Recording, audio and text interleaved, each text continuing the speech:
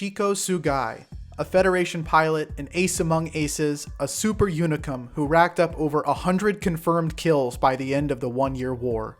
No way! No way! A pilot who did it all, even after the death of her Mav, all while piloting a grunt mass-produced mobile suit, a mother, and a new type, one who, even at the very end, couldn't allow the past to remain the past, a witch who couldn't accept the source of her own sorcery. Despite her extremely short-lived appearance in Gundam's GQuuuuuuX, appearing in just a single episode, how is it that a character who only appeared in a single episode of a single series left this much of an impression upon Gundam fans and viewers? I mean, GQuuuuuuX aired many months ago, and I still find myself lying awake at night thinking about Shiko's death, her smiling face in the Kira Kira as she accepts her fate. Just genuinely gut-wrenching. I find her to be one of the most fascinating Gundam characters, not just in GQuuuuuuX, but in Gundam entirely. And in today's video, I want to take a deeper dive into her story, her past, and of course her signature mobile suit, the GMS-01 Gelgoog. So let's dive in. It is the year 0079 of the Universal Century. We are 9 months into the 1-year war. During a routine reconnaissance mission on Side 7, 3 Zeon soldiers, including Major Char Aznable, the Red Comet, discover a military installation housing the proprietary materials of the Earth Federation's secret RX project. The pinnacle of this endeavor lay before them, the RX-7802 Gundam, a cutting-edge mobile suit with capabilities unmatched even by the most advanced Zeon machines. Before anyone could notice, Major Char steals the White Gundam, defeating the remaining Federation forces and fleeing to Zeon-controlled space, delivering the Gundam to Admiral Dozle Zabi of Zeon's Space Attack Force. With the Gundam now in the hands of Zeon, Zeon engineers go to work at once, reverse engineering the Gundam's unique and advanced technology. It is decided that any future mobile suit production would be halted, and all focus was put instead on incorporating the reverse engineered technology of the Federation's White Gundam. What resulted was a next-generation machine that became the culmination of both Zeon and Federation mass production technology, the GMS-01 Gelgoog. Equipped with prehensile rocket thrusters, Vulcan guns, and beam technology like the 2 short-stock beam rifles and the beam saber, the Gelgoog was a formidable opponent on the battlefield and marked a significant turning point in the war effort in favor of Zeon. The earliest known deployment of the GMS-01 Gelgoog was at the Battles of Solomon, where they fought Federation forces who were attempting a last-ditch effort to drop the Solomon asteroid base onto the lunar city of Granada. Thanks to a strange psychic event known as Zek Nova, the Federation's plans were thwarted, Granada was saved, but Major Char Aznable, who now piloted the Red Gundam, disappeared suddenly without a trace, never to be seen again. On January 3rd, UC-0080, the 1-year war concluded.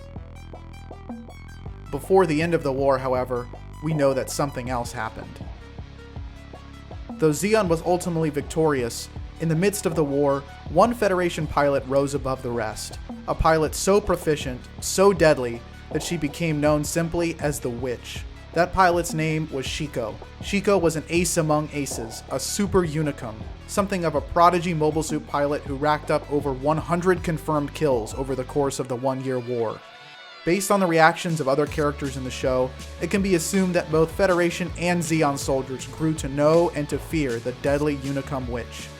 A large part of her popularity came from her own personal unorthodox fighting technique, dubbed the Stigma Attack, which involved using a metal grappling hook to pivot and maneuver in near physics-defying, seemingly magical ways around opponents. Zeon recorded strange scars on defeated mobile suits that seemed to defy logical explanation. This was Shiko's signature mark on her enemies, earning her the nickname the Witch. What's more impressive is that she had no special mobile suit of her own, instead piloting a grunt mass-produced suit, a humble RGM-79 light-type gun cannon. At some point during the war, her Mav, her mobile suit pilot counterpart, was killed in battle, by none other than Major Char Aznable in the Red Gundam. Though Shiko survived until the end of the war, and was the best of the best, she still could not save her partner, and the death of her Mav at the hands of the Red Gundam haunted her for years to come. The rest of Shiko's story unfolds in GQuuuuuuX's 4th episode, The Witch's War, where in UC-0085, 6 years after the conclusion of the 1-year war, Shiko reappears into public life. As if out of thin air, she shows up mysteriously on Side 6's Izuma colony. Dressed in casual clothing, her unassuming demeanor and charming smile confused our protagonists in the Pomeranian clan, who are at first extremely unsure why a woman such as herself would have any interest in their totally legitimate, not-so-legitimate junk trading company, Kanban. Anki deduced rather quickly that she is in fact Shiiko Sugai, the witch, the ace Super Unicum Federation pilot from the 1-year war. The others find it hard to believe. It's revealed that after the war, she turned away from the life of a soldier, settled down in a colony called Palda, got married, and has one child, a son. However, somehow Shiko knows everything. Somehow she knows about the Pomeranian clan, and she knows about their connection to the Red Gundam. For years she assumed, like everyone else, that the Red Gundam disappeared at Solomon, but now it has returned, and so has she. As she explains, "Even though we lost the war, I have not lost yet. And I'll be the one to defeat the Red Gundam." it's clear that this is not about politics for Shiko. This is not about Federation versus Zeon. This is personal. And it's also clear that nothing is going to stand in her way for revenge. Machu later asks her an important question. You have a kid, so why do this? I love my son, and my husband too. It's just that, in order to get something, we have to give something else up. Don't you think that's absurd? If you could get everything you ever wanted, just think how happy you'd be. Perhaps that comes easier for the chosen few. The ones called new types. In order to defeat the Red Gundam, Shiko has colluded with Dormitory Security Group, a military security corporation that also manages a clandestine clanbat group called CRS. We learn that Dormitory Group is headed by a man named Mas Khan.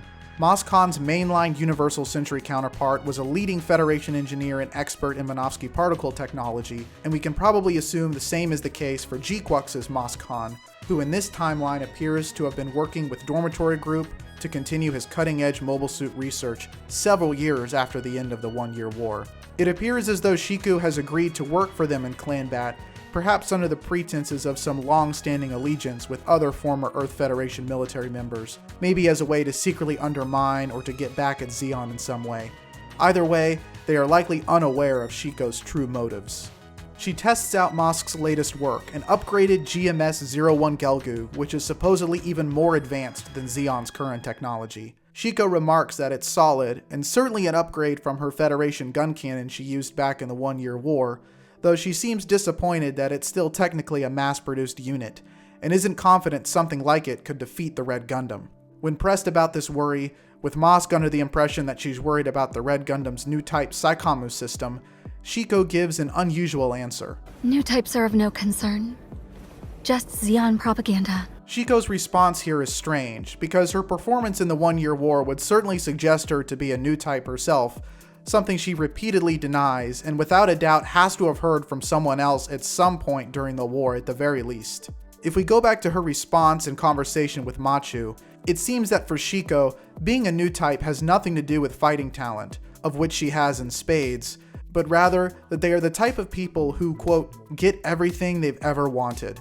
Shiko's hatred for the Red Gundam and its new type pilot, and her desire for revenge against him for killing her Mav in the war, has seemingly blinded her from accepting this truth for herself, that she is a new type, a very powerful one at that. The lie that she seems to be telling herself is that she can't be a new type because she let her Mav get killed, and new types never lose, they always get what they want. Machu remarks later, even before they've battled one another, that both Shuji and Shiko are the type of people that know what's going to happen before you've even said a word.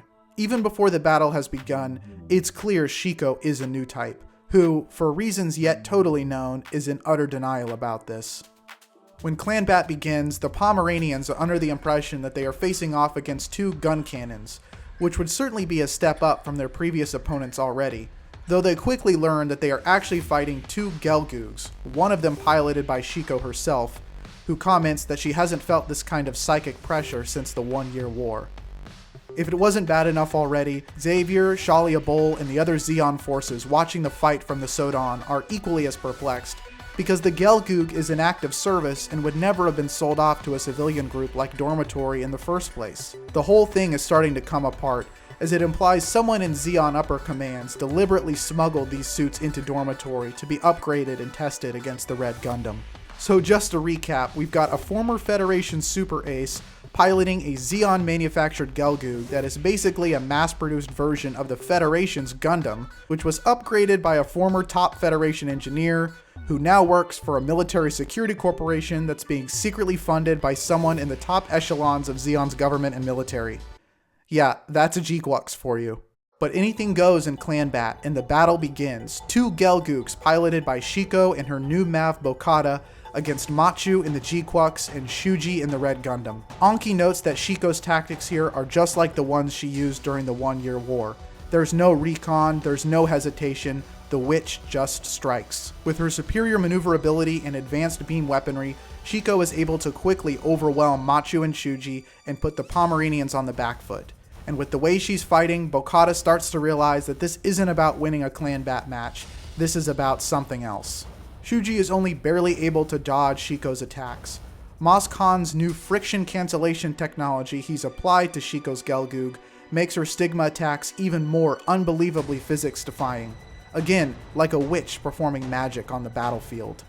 After a few instances of this, Shalia Bull is convinced she is the witch, no matter how impossible it seems. As the battle progresses, Shiko corners Shuji and the two break off from each of their Mavs, moving at nearly imperceptible speed. Machu and Bokata simply just can't keep up. In the midst of battle, we get a flashback sequence where Shiko remembers the death of her old Mav and remarks that, "Pilot of the Red Gundam, you are not the chosen one! Not even close!" With this encounter with the Red Gundam again, she seems to conclude that whoever is piloting the Red Gundam now is not the chosen one. Perhaps not even the same pilot she met on the battlefield all those years ago, the Red Comet. You new type! The Gundam's pilot. I am not going to die just yet. That's what the Gundam is saying.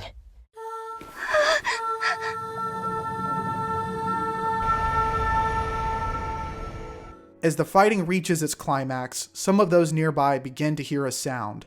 The La-La sound. The sound signaling the channeling of new type energy. It's possible that Shiko secretly did embrace the idea of herself as a new type, and just downplayed it to Mosk and the others in order to seem like less of a threat, or just genuinely denied it altogether and suppressed that truth about herself in fear of realizing that maybe she and the pilot of the Red Gundam are more alike than she could bear to admit. After all, how could someone like the pilot of the Red Gundam, the Red Comet himself, the chosen one who got everything he'd ever wanted, be anything like her? Little does she know. Even in her final moments, as the sound of Lala's voice overwhelms her, as the Kira Kira begins to sparkle, Shiko exclaims, This is all a lie! New types aren't real! In the moments before Shiko strikes a lethal blow, a third and final stigma attack, her Gelgoog's left arm is ripped and shattered away. Despite this damage, she believes the Gundam has been defeated. But suddenly, Shuji and the Red Gundam emerge behind her, and Shuji activates his beam saber, driving it through the cockpit of Shiko's Gelgoog. Shiko's last moments of life are spent in the Kira Kira, where her, Machu, and Shuji confer one last time, beyond space and time. Shiko discovers that there is someone on the other side, someone whose silhouette we can faintly see, who we later learn to be Lala herself, the one who has created this entire timeline. Without explaining, Shiko already knows, she finally understands, and learns the true motive of the Red Gundam, to protect Lala by keeping her from witnessing Char's death over and over. Shiko sees one last memory of her own son smiling at her before finally passing away.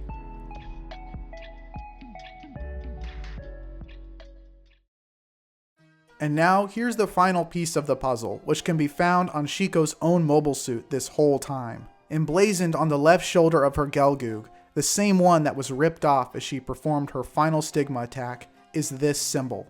The silhouette of a witch, coupled with the following phrase, "And death shall have no dominion." The phrase most famously comes from a poem of the same name, written and published in 1933 by a Welsh teenager named Dylan Thomas. I encourage you all to pause the video and read it, and I will also link to a video of someone narrating it in the description, but in any case, The phrase "death shall have no dominion" used by Thomas is itself a reference to Romans chapter 6 verse 9 from the New Testament. While there is without a doubt a sense of Christian poetics here in Thomas's poem, what I want to draw attention to here is the poem's overarching sense of clarity, an almost tranquil-like sense of absolute certainty that death is not the end.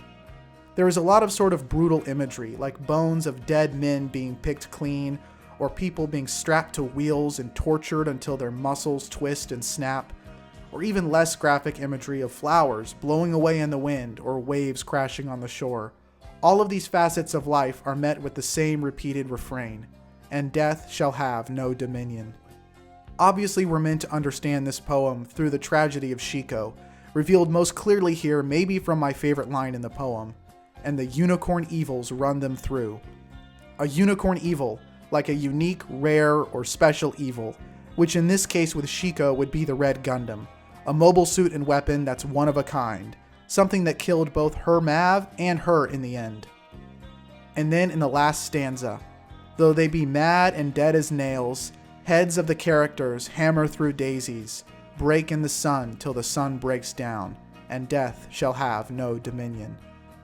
Shiko's obsession with the Red Gundam, her psychotic break upon fighting Shuji, her psychic intensity as a new type, and finally her death, all come to an end when she enters the Kira Kira, a realm of infinite sparkle and sunlight, which is at once sort of the beginning of the GQuuuuuuX universe, but also representing a rupture of it, as in the sun breaks down. Life on this plane is merely just a part of the larger dominion of existence. Death in this life, this poem argues, is not the end, but rather the beginning, the thing that begins to give life its meaning. After watching The Witch's War and witnessing Shiko's tragic death, the connection here to the poem and why Shiko would feel connected to it begins to make a lot of sense. In life, Shiko was an ace pilot with 100 kills, a harbinger of death to her enemies. Despite the fact that she survived the war, and despite the joy of her new family she had brought into the world, the death of her own Mav by the hands of the Red Gundam overshadowed her whole life. Death had dominion over her. Even in her last moments, when the most apparently powerful new type, Shuji, the pilot of the Red Gundam, has her in his grasp, she denies the evidence right before her very eyes. Death has such a dominion over her life, she cannot see the truth. That death has no dominion. That this new era of humanity, ushered in by new types such as herself, has done away with these distinctions between life and death. That is the true tragedy of Shiko, the deadly new type witch, who in life remained a prisoner to the only thing that could set her free, the truth that death shall have no dominion.